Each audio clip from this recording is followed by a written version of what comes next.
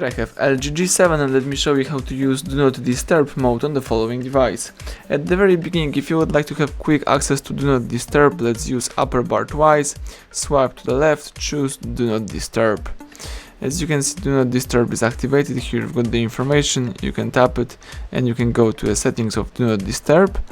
But if you would like to just now disable the Do Not Disturb, so let's use the upper bar twice and tap on Do Not Disturb again. This is the most simple way to enable and disable Do Not Disturb.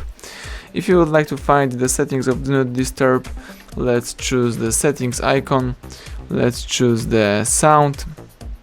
Here tap on Do Not Disturb, and as you can see here you can choose the mode of Do Not Disturb. You can choose the priority only, so you can choose some priority that will be in the exceptions, or you can choose total silence, so you can choose without no exceptions mode. In my case, let me use the priority only. You can select the priorities, so here you can handle with app notification and repeat callers. You can accept some calls and messages from some favorite contacts.